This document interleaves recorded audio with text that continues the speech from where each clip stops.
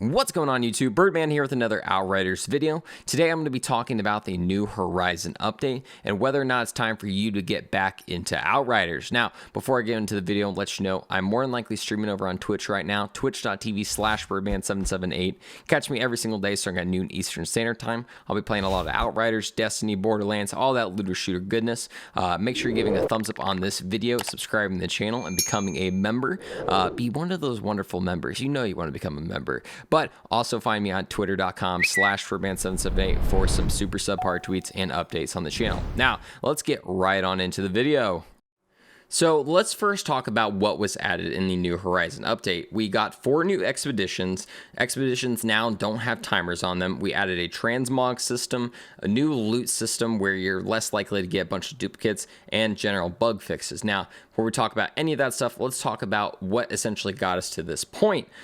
First off, we essentially didn't have anything coming out of People Can Fly, Square Enix, for a very long time. A lot of pretty just like dead tweets and everything like that.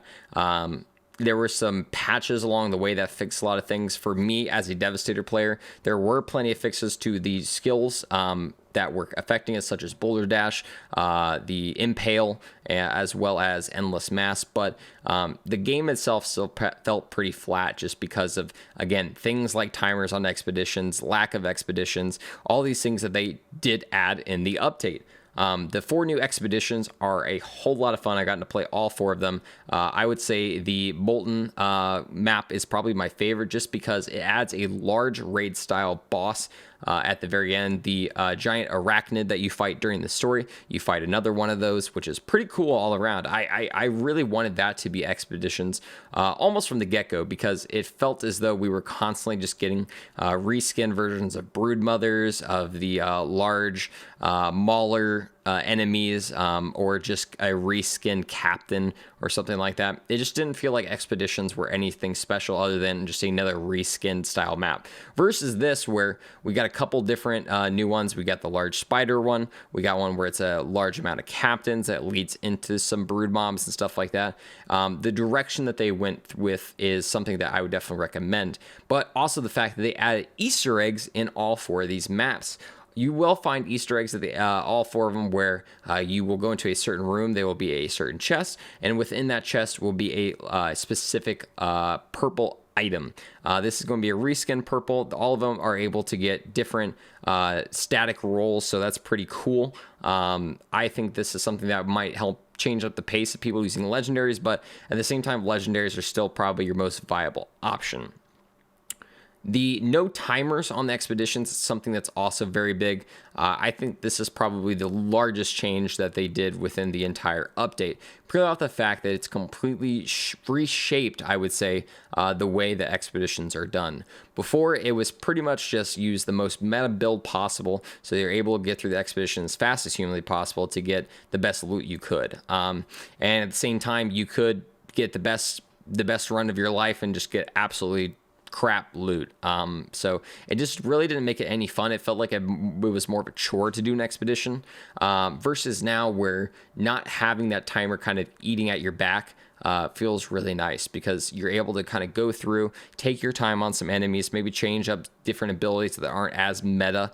I have been noticing a huge uptick in my firepower builds, just again from the fact that I'm not feeling like I have to one tap every single enemy like I just did there to get through the expedition. It feels really nice to have this easy flow to them, especially in solo mode, but even better in co-op whenever I'm playing with people, especially on my stream. If we have somebody who isn't CT15, like all their gear is like that, I don't feel that pressure of having to sprint through and pick specific expeditions that might be more accommodating. I feel like, okay, well, we can pick this one. If they fall, I don't have to worry about a timer. We can just enjoy playing the game. And I think this is something that is really neat too because of the fact that they allow you to turn on a timer, but it just won't affect your loot. No matter what, at the end of it, if you finish a expedition on CT15, you're going to get that gold loot. You're going to get legendaries. So the expedition changes, adding 4 new ones and taking off the timer is absolutely huge. I really hope that they do focus the game into more live service-esqueness and constantly add something like more expeditions. I mean, even maybe every 2 months add 1 or 2 expeditions onto the roster. I think that would be more than enough to help really satisfy the players. Next, let's talk about the addition of transmog into Outriders. Now, this was something that was widely talked about, even from the demo, purely off the fact that we noticed that there was a large amount of different cosmetics across the game, not only per character. I mean, Devastator has different looks than Pyromancers do, and so on and so forth. But there was really this cool way of doing transmog within the game, and luckily the people at People Can Fly recognize that and add it in transmog to the game. Now, other games like Destiny, where a lot of the transmogging is tied behind certain mission rewards like that, timed missions that you have to do, or microtransactions, this one is completely and utterly free. All you have to do transmog is had owned that piece of armor at some point. And then it's immediately added to your library and can be added and changed at the flip of a hat. A flip of a dime, who cares? You're able to transmog whenever you want, and that's amazing. And it's also even better that the fact that it's across characters. So I could be playing my Devastator right now and change over to look like a Trickster. So you can really confuse people in certain, if you're playing multiplayer, if you come in wearing a certain outfit, like if you're wearing the Seismic Commander set as a like a Pyromancer or something like that, and then you start throwing fire around everywhere, would be really awesome. But they really did it right with this system, and I think it's something that is not something that's groundbreaking, I would say, but it's a really good quality of life thing to add this fun factor in the game. Because again, like we were talking about expeditions, a lot of times the game kind of felt like a chore at certain points, having to sprint through everything. It felt like it took itself too seriously, especially the fact that our character is this constant, just like sarcastic, dark humor person. Having something fun like transmog, especially unlimited transmog, is a very good addition to the game that I think needs to be not only praised but recognized. Now, with transmog, let's also talk about the loot system that they did. They added in a feature where essentially duplicates won't be as prevalent. You won't be going back-to-back expeditions getting a landlubber. I had that happen a lot of times where just like a certain weapon or some armor piece was just like constantly coming up for me.